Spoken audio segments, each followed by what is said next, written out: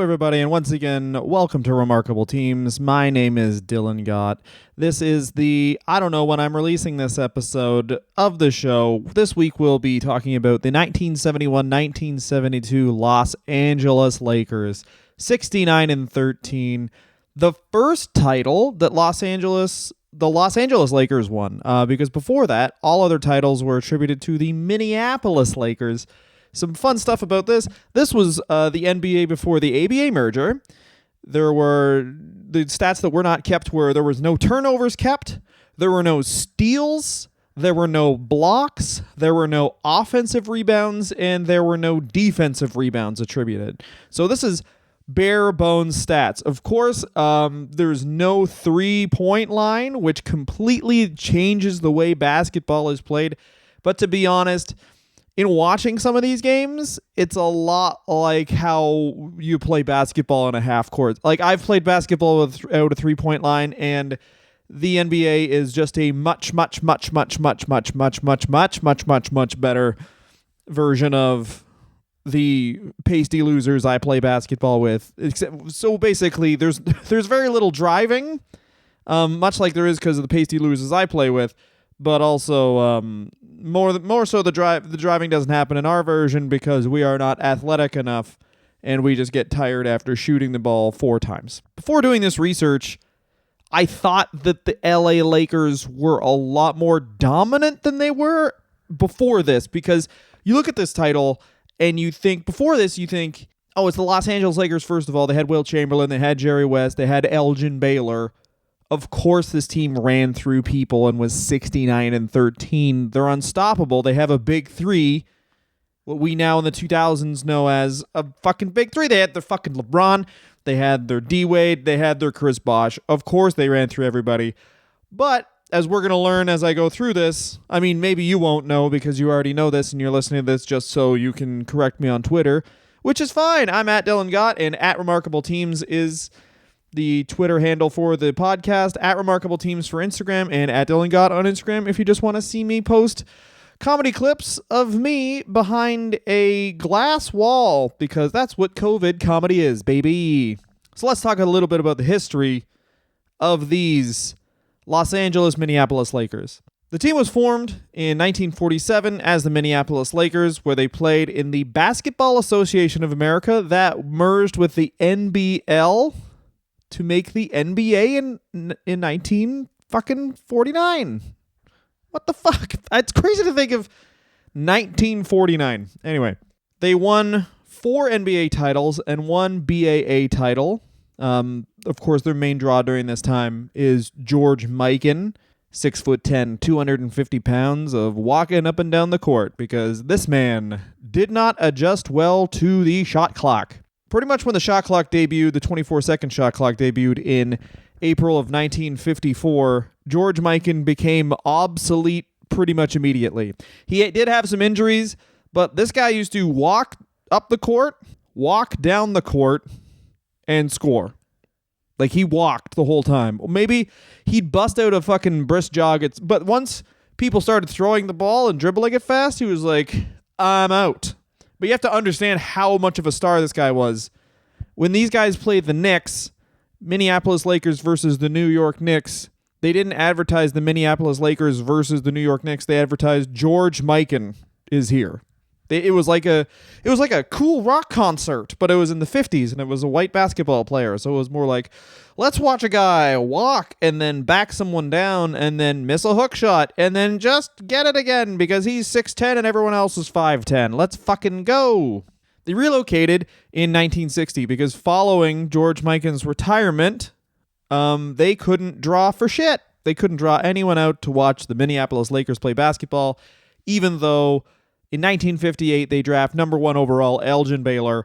Elgin Baylor comes into the league at 24 and is just murdering people. First season in the league, he averages 24.9 points, 15 rebounds, and 4 assists.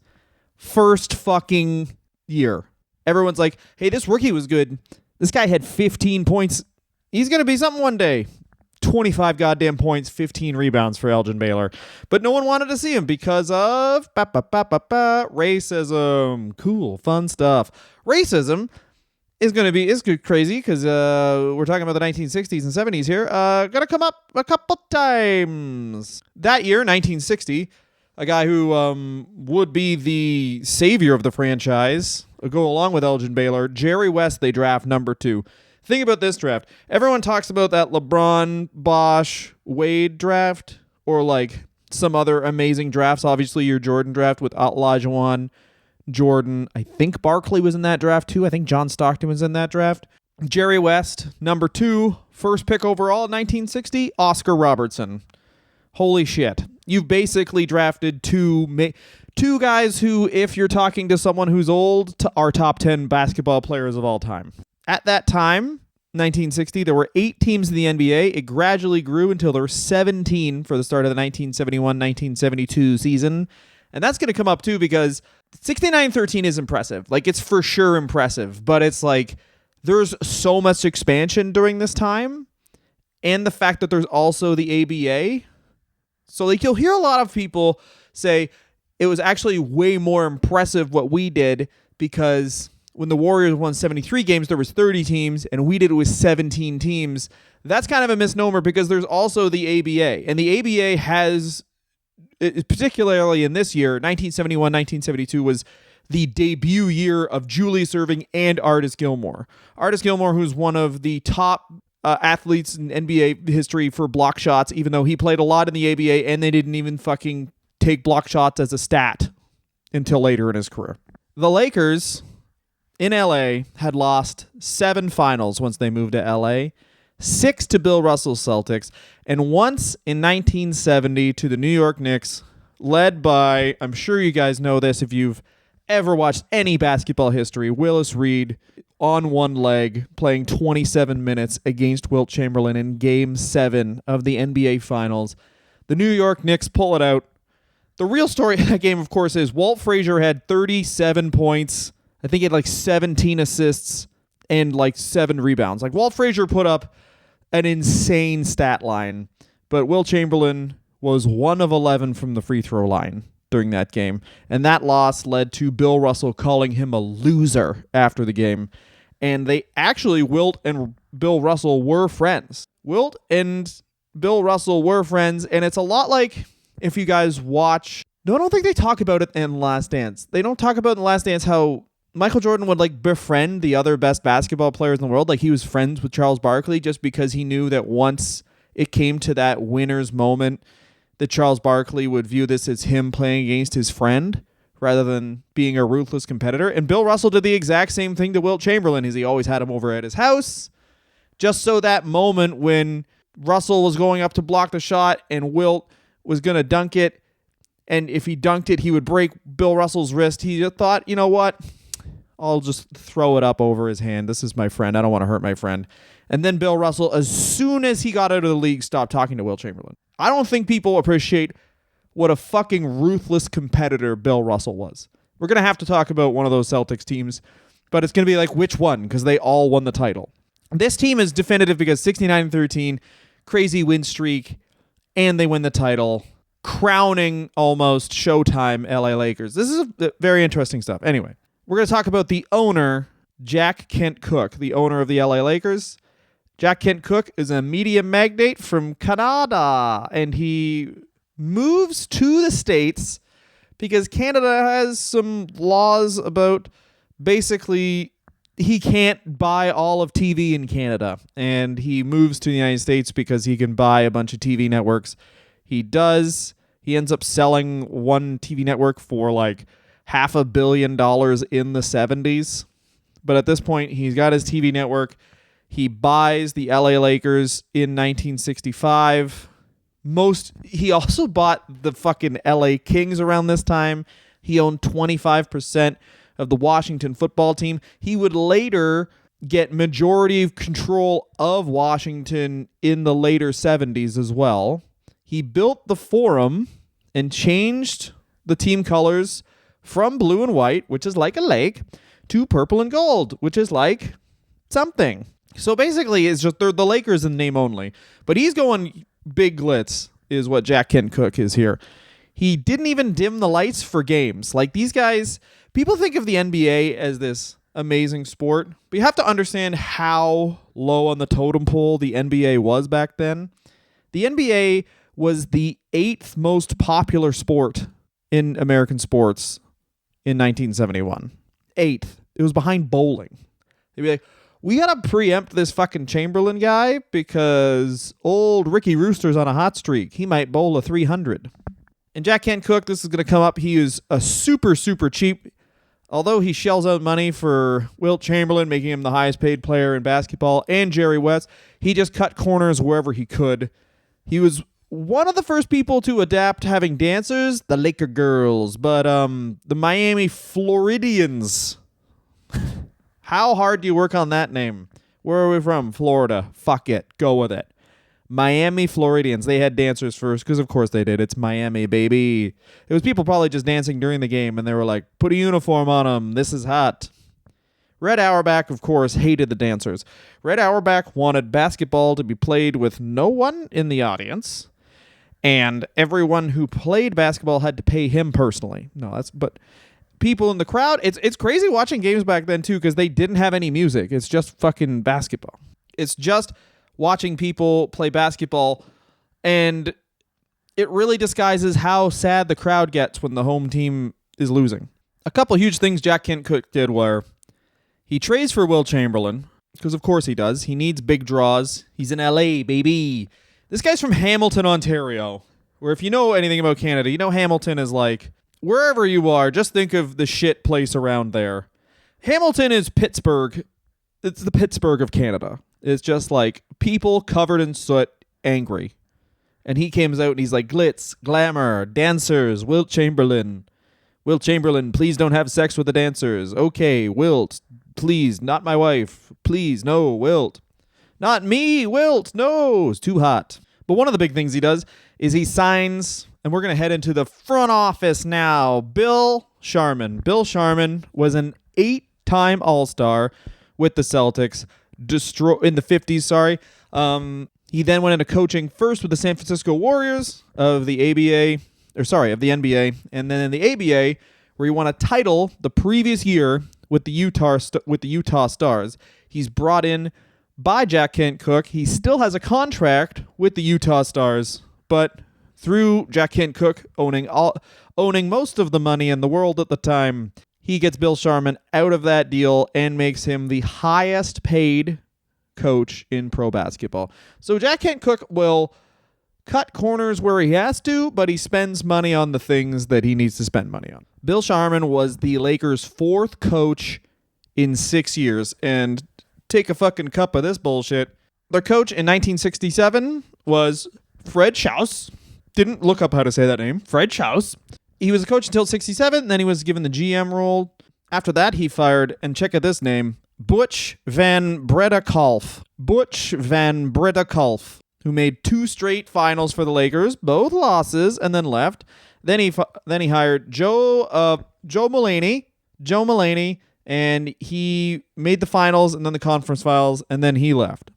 So Jack Kent Cooke certainly wasn't alive. I'm going to say this, was not alive when he was making all these decisions, but he comes off like a Steinbrenner, where it's like, you didn't win? Get the fuck out of here. I'll give you $2 billion to win. Here's your $2 billion. You didn't win? Get the fuck out of here. But you understand the Forum, he's trying to make the Forum the place to be because he invests in the LA Kings. He's invested in the Lakers, the Washington too, for some reason. He just got an investment across the country because fuck it, I got money, let's party. And really, one of the people to first see that, like, not first see, but like TV and pro sports go together pretty goddamn well. So we got Fred Schaus, we got Bill Sharman, we got Jack Kent Cooke. Who are the key players on these Laker teams? Well, number 1, Mr. Laker, Jerry fucking West. Jerry West, here's something crazy. Mr. Clutch, one of the only players, maybe the only player, should have looked that up, who cares, to win. He's the only player. We're going to say this, and someone correct me if I'm wrong. The only player to win a finals MVP without winning the finals. Mr. Clutch, even though he didn't ever win anything, back to his time in the NCAA, he also lost the 1959 NCAA title and then went into league to then lose more. Like, this guy is so angry still about losing. There's a book by Jack McCallum that I read a bit about, where it's about how this team, obviously, and Steph Curry's Warriors have a lot in common. And it just talks about how Jerry West has lost so much that even when he wins, he's just like, fine. Like, he doesn't get happy. He just goes, instead of club soda, I suppose I'll have club soda with a bit of lime today. I've never smiled. But Jerry West, truly one of the best basketball players of all time. And if you've seen the NBA, the basis for the NBA logo, even though no one talks about that. I mean, everyone does, but he won't say he was. Wilt Chamberlain is also a player. If you haven't heard of Wilt Chamberlain, get your head out from under a rock. Or you're 14. And then you're like, why are you yelling at me? I was just born. Wilt Chamberlain, one of the best players ever, enters this season at 35 years old and with a reputation as a me-first player, to the point that Wilt Chamberlain used to count his own stats. The problem is that he could be liable for missing some stats, such as the fact that he says he had sex with 10,000 women. He counted his own blocks during the game, and it is a travesty that Wilt Chamberlain never got his blocks counted, because this guy probably averaged 10 blocks a game for 5 years, and we're supposed to be like, no, Dwight Howard is one of the best rim protectors of all time. If you watch a game with Wilt Chamberlain, first of all, the goaltending rules were quite different, because you could just block a ball when it was on the way down, and they'd be like, that's fine. Wilt will beat us up if we count the basket for you. And Wilt Chamberlain had averaged, of course, 50 points in a year. He had 50 points in a fucking year. For his career, he averaged more than 20 rebounds a game, and he had scored 100 points in a game. But famously, by this point, he's making the offense slow down just for his own benefit, as is another man, Elgin Baylor, who we talked about over the start. Elgin Baylor, a 10-time All-NBA guy, 11-time All-Star, and still 30th all-time in career points with only 13 full seasons. Really the first prototype of the slashing small forward. But he's coming in this season at 37 and coming off an Achilles injury. And if you think DeMarcus Cousins couldn't handle an Achilles injury a couple years ago with modern medical techniques, what were they doing for an Achilles injury in 1970? Just like, put some goddamn leeches on it and get out there, you pussy. Another guy, not thought of, Gail Goodrich. So if you don't know much about these Lakers, Gail Goodrich was always thought to be too small for the pros. He was Elgin Baylor, who was the king of nicknames, nicknamed him Stumpy. That would come back to bite Mr. Elgin in the patoot. But he nicknamed him Stumpy. He started with the Lakers. He started his career, and then he was lost to the Phoenix Suns in the expansion draft. He was then reacquired from Mel Counts before the 1970 season, and he's given a larger part of the offense by Coach Sharman. Without any further ado, let's talk about the season. Cool noise. The Lakers are thought to be one of the older teams in the league. Well, they are one of the older teams in the league. In their starting five, 35-year-old Wilt Chamberlain, Elgin Baylor's 37 and on one wheel, and Jerry West is even 33. Bill Sharman wanted to run like the Celtics, but the major problem is Wilt Chamberlain. Wilt Chamberlain is one of the best basketball players of all time, but in learning about this, the man kind of comes off like James Harden. The man kind of comes off like Allen Iverson, where you have to adjust how you play to Wilt Chamberlain. Like, obviously you do, but he's in the later part of his career, and to Wilt's credit, being called a loser by Bill Russell makes Wilt obsessed. And when Wilt wants to do something, he's going to do it. He wanted to score 100 points in a game. He wanted to average 50 for a season. He's already won an NBA title, so what does he have to prove? Because he's already won the NBA title, but his arch nemesis has, of course, won 2. So what's more to prove than being on one of the best basketball teams of all time? Now, you couldn't tell Wilt Chamberlain to do something, so what Coach Sharman would do was just keep asking Wilt questions until he got the answer he wanted. So he would say, hey, Wilt, we need to score a lot of points against this team. What do you think the best strategy to do is? And Wilt would be like, well, we should probably increase the pace. And he's like, yeah, well, then we need a good rebounder. And Wilt would be like, I'm the best rebounder in the league. I think that I could be a really good rebounder for this team. He's like, oh, do you do? So maybe, I don't know, we get you to rebound, and then what's the next phase, Wilt? I don't know. Well, I should throw an outlet pass. Oh, that's a good idea. And then Wilt's like, I had great ideas. So just a bit of, I mean, it comes off like a cartoon, but apparently it actually happened. And that was, this is, of course, according to The Pivotal Season by Charlie Rosen. A lot of the information for this episode is from that and, the usual sources, Basketball Reference, and articles from realfacts.org. But a lot of things are innovated this season. One innovation is the shoot-around. Bill Sharman came up with the morning shoot-around. Players hated it. Players thought they'd be too stiff for the game. Why would I practice shooting? I'll just learn on the court. This is insane. This is like if you look up on the seat belt, there was a lot of opposition to the seat belt when they said, hey, when we crash, why don't we have something that restricts our movement so we don't just fly through the windshield? And people were like, fuck you. I'll fucking die if I want to, you rat fuck. Why don't you go fuck yourself? It's the exact same thing as the shoot-around. Although Wilt Chamberlain would, in the first of, I'm sure, a million versions of this story, Wilt Chamberlain would skip shoot-around a lot because he liked the nightlife, baby. So we start the season, and they're trying to play that speed-up style. They have Happy Harrison as their power forward. He's just 6'7", but he can run. Every single person on this LA Lakers team can run. Wilt Chamberlain rebounding, throwing the outlet pass. The problem is, unfortunately, Elgin Baylor is here. And Elgin Baylor is slowing the goddamn ball down and let him cook. I put some eggs on. What are those eggs? Me shuffling. Doing it big. So Elgin Baylor, with him in the starting lineup, the team is just 6-3. Elgin's only averaging 11.8 points per game. Look at his rookie season. He's averaging 25 points a game, down to 11.8. He's clearly not in the best shape. Bill Sharman wants to replace Elgin Baylor with Jim McMillan in the starting lineup. So what happens? In one of the saddest stories I've ever heard, Elgin Baylor, who's lost 7. Think of how close this guy was just 2 years ago to winning a title. 7 NBA Finals this guy's lost. He says, you know what? I'll retire because I don't want to go play on the bench. So he retires just like Carmelo Anthony almost did, just like Allen Iverson did. He retires rather than playing off the bench, and the Lakers go on a 33-game winning streak. How shitty do you feel if you're Elgin Baylor? It's still one of the best scorers of all time. And your team is like, you know what? We're the best team ever without you.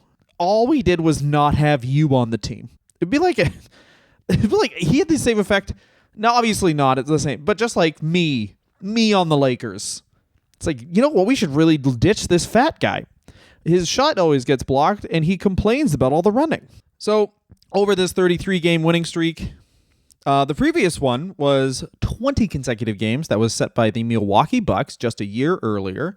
And this is the weird thing with the 33-game winning streak. Obviously, at the end of this, they are 39-3, because that's how math works. Milwaukee was 16-1 through 17 games in the same season. The Milwaukee Bucks were fucking amazing. We're going to have more stats about how fucking crazy good the Milwaukee Bucks were this year. You look at that early championship, the Bucks won the championship the year before, eliminating the Lakers in the conference finals in the year before. And Kareem and Wilt had this really big rivalry. If you're old, you might remember this. I shouldn't say, I'm going to say that a lot, but if you're a few years older, you might remember Shaquille O'Neal and Dwight Howard had the same rivalry. Only this totally lived up to what people thought that Dwight Howard-Shaquille O'Neal rivalry would be. Because we thought the Dwight Howard-Shaquille O'Neal rivalry was... Shaquille O'Neal is one of the best centers of all time, and now he's having a war. He's jealous of the next best center of all time. And Wilt Chamberlain's one of the best centers of all time, and he was jealous of a guy who turned out to be the probably greatest center of all time. I think people lose how good Kareem Abdul-Jabbar is. I know this is about the Lakers, but we're going to have some Kareem stats later that are going to make you have a bony or a wetty. I'm so sorry. If you really love basketball and you're like, whoa, I'm aroused by how good this man is at basketball. Fun superstitious stuff during the streak. Jerry West wore the same boops. He wore the same boots. Goodrich always went out second out of the locker room and was second out on the floor, and nobody mentioned the streak in public because they didn't want to jinx it. Now, a weird thing that happens during this, Bill Sharman blew his voice out yelling.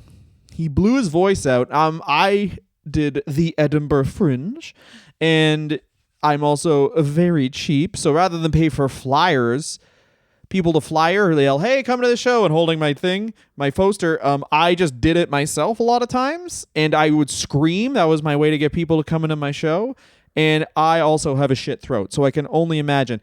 But they thought Bill Sharman had throat cancer because his voice was getting so bad, but it was just acute laryngitis, and he was told to not talk for at least 2 days every single week. What he would have to do is he would whisper it to his assistant coach, Casey Jones, and Casey Jones would yell it. But there were sometimes, of course, when things were needed urgently that he just had to fucking yell.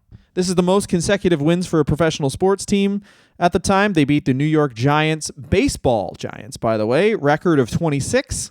And the one thing that really stuck in the craw of the Lakers was that the Milwaukee Bucks, who beat them last year in the conference finals, and I mentioned they have Kareem Abdul-Jabbar. They end up stopping the streak with a blowout win where they won by 14. And it was kind of like, any team can beat us, just not fucking Milwaukee. Here's some stats about the overall winning streak. They played back-to-back 3 times. They played back-to-back-to-back 4 times. Over the streak, they scored 123 points per game. They allowed 107 points per game, leaving an average margin of victory for, of course, 16 points. Their opponent's win-loss record was just 44%. That probably had a lot to do with the fact the Lakers won all the time. And they played 13 games against playoff opponents. So this gets ragged on a lot because there was expansion. And when there's expansion, sudden expansion as well, it takes a while for the league to catch up. As evidenced by the fact that the Bucks won 20 straight games the previous year. So say what you will about that. But another thing that this helped is that the Lakers, before this, were not making any money at all. They literally didn't sell out the Forum. I may have mentioned this earlier, I forget, but they didn't even dim the lights because it was thought as like, yeah, people will play basketball. But, I mean, we're here to fucking talk and party. It was more just like, let's go fucking get laid, you know what I mean? Teams also did play each other a lot more during the, like every team played each other obviously 6 times because you're still playing 82 games, but only 17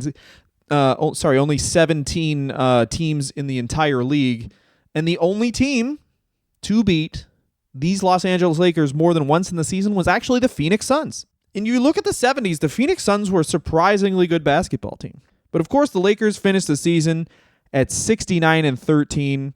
Following the 33-game winning streak, they went on a losing streak of a couple games, which Bill Sharman was upset about. But also, like, Bill Sharman was worried the longer the streak got the whole time because he knew that there would be a huge letdown when they finally did lose.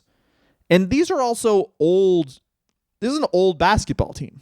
Like, their youngest player, Jim McMillan's in the starting lineup. He's 23. Gail Goodrich is 28. Happy Hairston is 29. So 28, 29, you're in the prime of your career.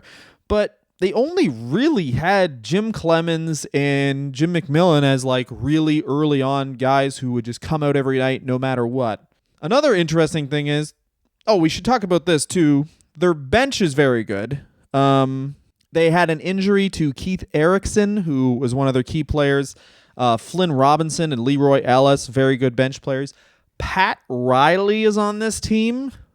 And Pat Riley, I didn't know this, was like a 3rd overall draft pick and was a bust. But just ended up being a really good rotation player because he tried very hard. And now he's like the person you think of when you think of organizational dominance. It's crazy because it'd be like imagine Marvin Williams. It's a deep cut, but Marvin Williams picked 2nd overall by the Atlanta Hawks, turns into a good basketball player, just a solid rotation guy, becomes the greatest NBA executive of all time. But those are the people who do it, right? Except for Bill Sharman, who coached the best basketball team of all time and then was on the best basketball team of all time. So he was good. He was pretty good. So now we're going to go into the playoffs. 69-13, of course, these Los Angeles Lakers finish at. The Milwaukee Bucks finished 63-19, and only 4 teams got into the playoffs back then. Obviously, 17 teams, only a couple are going to get to.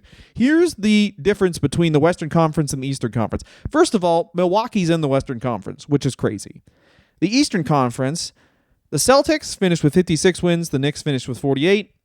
Baltimore Bullets finished with 38 wins. They had a losing record. The Atlanta Hawks, also a losing record, 36-46.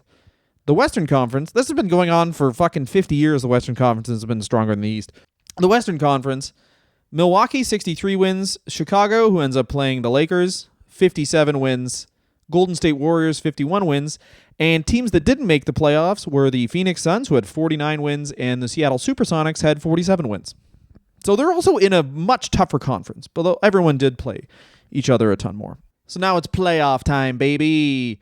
Chicago Bulls versus the LA Lakers. And the Bulls win? No, silly. They get swept by the Lakers. But hard-fought games.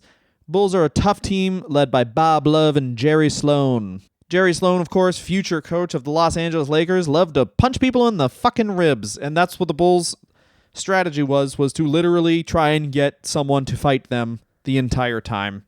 The average margin of victory for the Lakers was 10 points, but it was a closely contested series, and it's one of those ones where the Bulls tried the damnedest, but it's the LA Lakers. They got Wilt Chamberlain getting the rebound, throwing the ball to Jerry West, who throws the ball to Gail Goodrich. Like, there's nothing to do.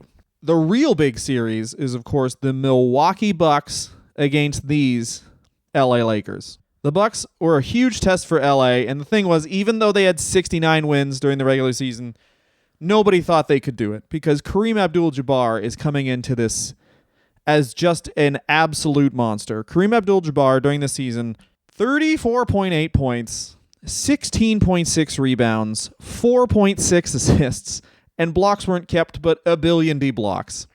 They had Oscar Robertson and Bob Dandridge, but this is just Kareem Abdul-Jabbar at the height of his powers. He's also just become Kareem Abdul-Jabbar. And a lot of things that don't get talked about. If you watch, I watched a Kareem documentary a while ago, and Kareem Abdul-Jabbar changed his name from Ullah Sender. So the NBA has a TV deal with ABC, and the NBA doesn't get to set when the games happen. ABC does because it's the 8th most popular sport in the league, and now their best player, the guy who's going to lead them throughout the 70s, I should say, is a devout Muslim who also, Kareem, never liked talking to the press. He never gave them anything. He wasn't what the NBA wanted in an ambassador. Like, even though Michael Jordan is a huge gambling addict and might have done all this shady shit, who knows, and was like a dick. There's a lot of stories about him just being a straight up dick. He smiled. He got all his endorsements. And LeBron, obviously, is one of the best ambassadors any sport has ever had.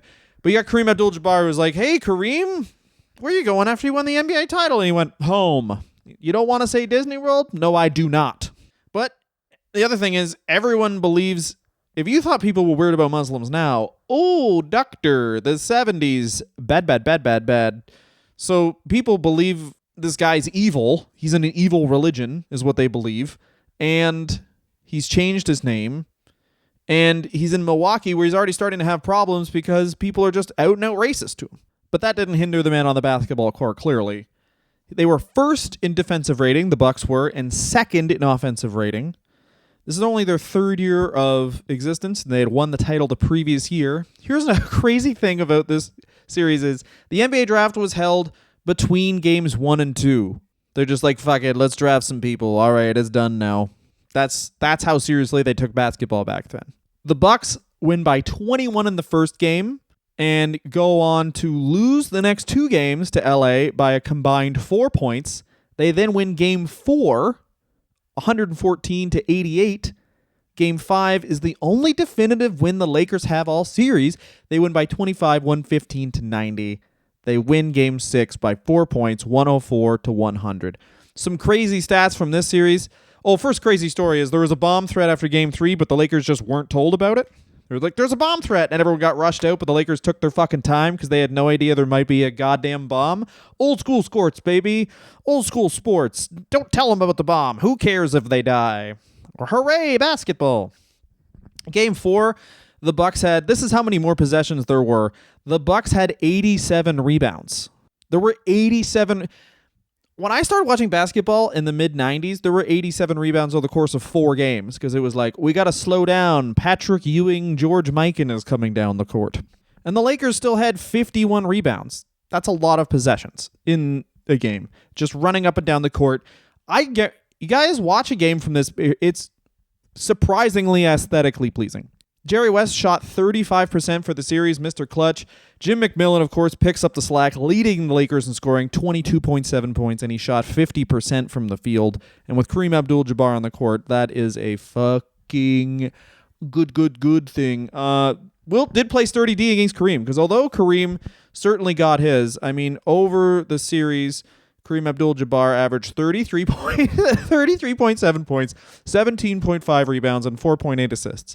So he did good. Kareem had a good series, but he was held to 45.7 field goal percentage, and on the season he shot 57%. So he's holding him over 10 points lower.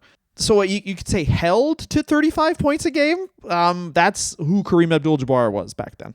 Even though the Bucks lost, they actually outscored the Lakers in the series. So if you look it up, they lose 4-2, of course, but they averaged 106 points per game to the Lakers' 103 points per game. And the main thing in the series was the Lakers got to the line a lot more than the Bucks. And this is something that happens all year, is opponents complaining about tic-tac fouls going against them and for the Lakers. And who are they going to play in the fucking Western Conference in the NBA Finals? Oh my God, please don't kill me. In the NBA Finals, they're going to play the New York Knicks. How much cum would Adam Silver produce if New York versus LA?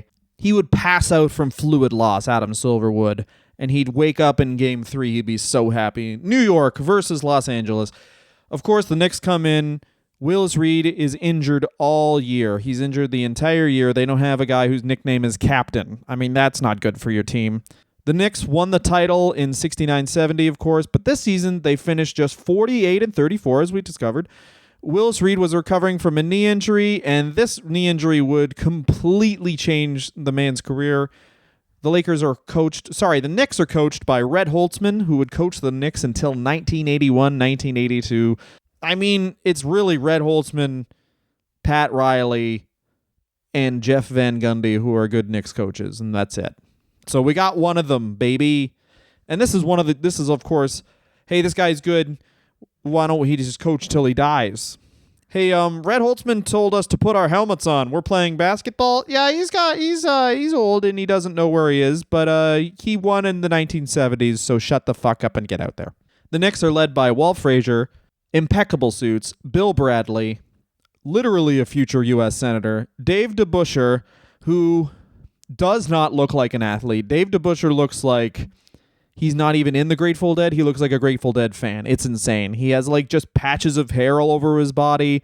Does not look like an athlete. Jerry Lucas, who was the replacement for Willis Reed. And I will say this, if there was a three-point line, Jerry Lucas would have been a huge factor in this series because he is an outside shooter and he's regularly hitting from three-point range, just trying to bring Wilt, because they didn't switch it all back then too, so he's just trying to bring Wilt away from the basket. So if you ever thought that was a new strategy, it's fucking not. And Earl the Pearl Monroe is on the team too. He is coming off the bench, but I mean, Earl the Pearl is one of the best nicknames in sports history. Without Willis Reed, they're of course incredibly susceptible to the charms and the dominance of Mr. Wilt Chamberlain. First game, the Knicks win by 22, and everyone's saying, here we go again. These Los Angeles Lakers are just choke artists. Wilt Chamberlain's a choke artist. Jerry West hasn't even been playing well. They don't have Elgin Baylor. They needed Elgin Baylor. Get him back out there, baby. He's 37 years old. He's got one leg. Let him cook. Let him cook some fucking sauce, baby. And the Lakers win 4 straight games. Game 2, they win by 14, 106-92. Game 3, they win by 11. Pretty comfortable wins. They win Game 5 by just 5 points. Game 4 by just 5 points. And then Game 5, they win by 14. So pretty comfortable series. They outscored the Knicks by, since Game 1 was such a blowout, only 107-106 for the series. But the Lakers, it was the same thing. They got to the line a ton. New York even shot better. Their effective field goal percentage was way better than the Lakers. But the Lakers just got to the line a ton, and that was because of Wilt Chamberlain. Wilt Chamberlain shot, honestly, for Wilt Chamberlain, an amazing 54% from the line. And Wilt Chamberlain, a lot like Shaquille O'Neal in that way, where it's like, if Wilt Chamberlain is hitting free throws, then you are losing. Because he's not. And the thing about Wilt Chamberlain and his free throws is, Shaq, I remember, there was all these different things they tried to make Shaq a good free throw shooter, and one of them was the granny shot, and Shaquille O'Neal was like, no, I have endorsements, I'm not doing this. Wilt Chamberlain tried the granny shot. There was no thing about that back then. They weren't like, you're a pussy for doing the granny shot. He just tried it. He was like, I'm still bad at this. Wilt Chamberlain for the series, honestly for Wilt Chamberlain, pedestrian, 19 points per game and 23 rebounds. Just a pedestrian, but also no blocks were counted. So let's just pencil Wilt in for 6 blocks a game. Jerry West still only shot 32% for the series and played like shit, but he still won. And that sticks in his craw too, because the one time he wins the NBA title, he doesn't play well. And he's, didn't even shoot well. Everyone's partying. I'm going to go to the gym. Wilt even hurt his hand, and he played his last game with his right hand in a wrap. And even with his right hand in a wrap, I watch Wilt Chamberlain play. Maybe it's just because it's not in high def and it's just like a grainy for me, but it's just Wilt Chamberlain gets the ball in the block and then he just reaches over people and places it in the net, and they're like, good shot by Wilt. Who would have thought being taller than everybody is great? And the one thing that must have been great for Wilt Chamberlain is in that final game, Bill Russell was the color commentator. Just had to watch this guy get the title. And in the halftime of Game 5, they also had the culmination of the one-on-one NBA championship. That's right, they had a one-on-one tournament, which, for the love of God, fucking bring that shit back. It was for 15 Gs, which back then the players needed 15 Gs because people were not making as much money. But good Lord, how fucking amazing would a one-on-one tournament be? Just all-star weekend, one-on-one would be amazing. Let's take a big bite out of some stats here. Num-num, a stat sandwich. The team the Lakers beat for the most wins in NBA history in a season at that time was the Philadelphia 76ers, and that was the 66-67 76ers, and that was a 68-game season, an 81-game season, and the 76ers won 68 games. There it is. So it wasn't even the same amount of games. So it's totally feasible the 76ers play one game and just win an extra game, which I mean, no one told me that growing up. They just told me about the Lakers. The most road wins in a season, they set a new record with 29. This is some crazy stuff. The Lakers that year scored only one time they scored under 100 points, and they scored over 150 points 4 times, all within regulation and without a three-point line. So when you hear these old people, these high school basketball, I always imagine anyone who's yelling about basketball now is an old high school basketball coach. But you hear any of these people complaining about how the game is played now. 50 years ago, they just ran up and down the court. Everyone had 95 rebounds a game, and they scored, and people won games 150 to 145. Within this season, Wilt Chamberlain shot 42% from the free throw line, and it's only the second worst free throw percentage of Wilt Chamberlain's career. How different is a guy like Wilt Chamberlain's career if he just hits free throws? So using the simple rating system, which is like an analytic stat, we talk a bit about it in the Lions episode as well, because they use it in football and man has adapted it to basketball. So they're using the simple rating system, which is exactly what it sounds like. It's just a really simplified way. You can look up more on it if you're interested. It's a really simplified way to just rate basketball teams. And obviously from the all-time numbers, if you look this up, you're going to find out that it is exactly that. It's just a really easy way to rank best basketball teams. So SRS of 11.65 was the best of any Lakers team ever. The second best was the 99 1999-2000 Lakers with 8.41. Sorry, and that was the Kobe and Shaq 99-2000 Lakers. Third all time, this team is behind the 95-96 Bulls and the 70-71 Bucks, and they were just above the Bucks from this year, who had an SRS of 10.7. So that's how good the Milwaukee Bucks were this year, is they were fourth all-time in SRS, and they didn't win the title. And their SRS the Bucks had this year is better than those other 5 Chicago Bull teams that won an NBA title. In the ABA, I really do think this is worth mentioning. In the ABA, the Indianapolis Pacers. I think it was just because I was on saying Minneapolis so much. The Indiana Pacers won the title this year, and it was the rookie season of Artis Gilmore, who won the MVP, and Dr. J, Julius Erving. Maybe you've heard of him. Now it's time for the aftermath. Let's hope that I remembered to put a sting there, otherwise that's not going to sound too good. So, directly in the aftermath, this pretty much portends what everything's going to happen with the Lakers. Jack Kent Cooke was too cheap for a parade. That's right. Up until this past year, these Lakers, the 71-72 Lakers, were the only Los Angeles Lakers team, the only NBA champions to not have a parade.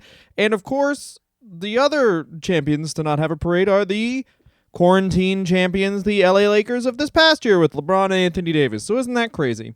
They had no victory bonus because the previous year they had given them $2,000 as a finals bonus. Jack Kent Cooke had when they lost in the semifinals to the Bucks. Bill Sharman had throat ulcers and couldn't talk for 2 whole months. He literally couldn't say a word for 2 whole months. And his wife by his side. It sounded like they had a great marriage, because there's no way I would be able to do that. I would just have to talk. That would just be what would have to happen. Bill Sharman would coach the Lakers until 75-76, and they did trade Taylor off. But 75-76 was the first year that Kareem Abdul-Jabbar played for him, so it's coming full circle. Just because Kareem Abdul-Jabbar left the Milwaukee Bucks after 5 years, and this is pretty nuts. Still their all-time leader in win shares with 114, and he's third on the Lakers' all-time list with 158.7. To put that in perspective, Kobe Bryant has 172.7 win shares for his entire career. The team starts to fall apart, oddly in the way that the 95-96 Bulls, I shouldn't say 95, I guess 97-98 Bulls, where Jordan retires and then Pippen goes away. We think of that as how a dynasty ends, but these guys aren't a dynasty. It's just one crazy year. But they trade their whole bench. They trade Flynn Robinson, John Kutrap, and Leroy Ellis to save money.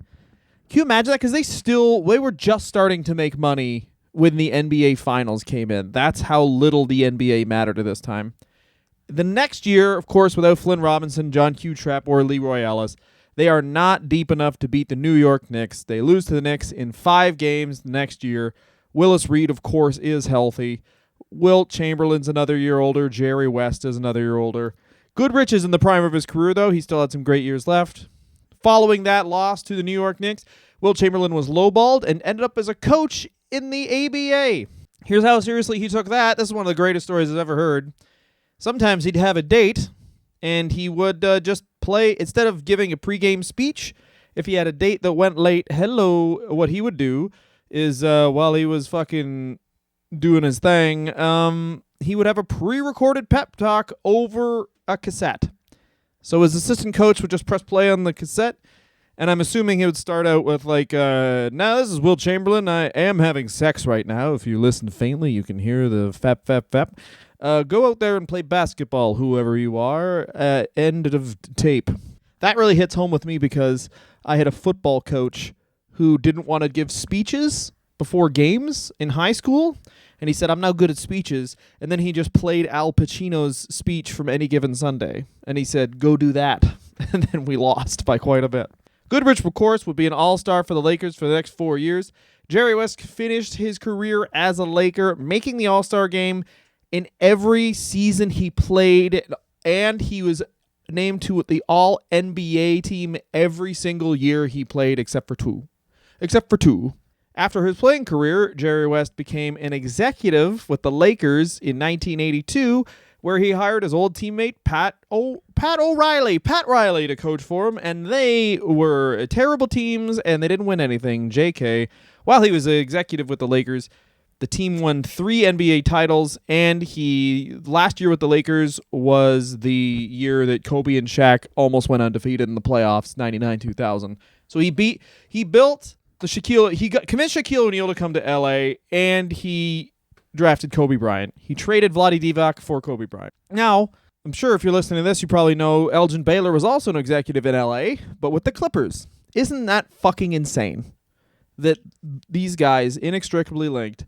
And I really feel for Elgin Baylor after doing this episode, because Elgin Baylor, not only is he win a title, like in quotes, because he gets a ring because he was on the team technically, even though he didn't do anything, even though 33-game winning streak to go on as soon as he retires. He is an executive with the Clippers, and for 22 years he led the Clippers, and they made the playoffs 4 times. And of those 4 playoff runs, 2 of those playoff teams had a losing record. 22 years, 2 years with a winning record. Like, obviously he had a terrible owner in the racist piece of shit that was Donald Sterling, but he also drafted Michael Olowokandi. Like, let's not forget that. A 24-year-old guy who was just learning to play basketball. It's like, maybe by the time he's 36, he'll have this figured out. One of their playoff teams, the Clippers, they were 36-46. Just to put this all in perspective. And the last thing for Jack Kent Cooke was he gained majority shares in Washington football team in the middle 70s and sold the LA Kings, the Forum, and the Lakers to Dr. Jerry Buss in 1979, where Dr. Jerry Buss popularized cocaine and the doggy-style sex position. So that is this episode of Remarkable Teams. Thanks so much for listening, guys. You can join us on Twitter at Remarkable Teams, Instagram at Remarkable Teams. I'll be posting clippies of the LA Lakers and some other stuff. I don't know, just some fucking sick porns I've watched. I'll be posting that up there. I'm kidding again. I'm doing a lot of JKs this episode. You can get me on Twitter if you want, at Dylan Gott, DYLANGOTT. That's more of my comedy stuff. So if you want sports stuff, go to Remarkable Teams. If you want comedy, it's Dylan at Dylan Gott on Twitter, Instagram. I have a website called dylangott.net. Dylangott.net. I don't know why I promoted that. If you want to go to a website that's not Facebook or Twitter or Instagram, like this is 1936, then go for it. Thanks so much. If you guys could just rate, subscribe, and review. 5-star reviews really help out anything, let alone a new podcast like this one. 5 stars, just write good. 5-star review really helps it out. For some reason, anything less than 5 stars makes you look like dog shit now, which is something Uber started. But 5-star review and subscribe really would help me out. Thanks so much for listening. And until next week, remark on those teams.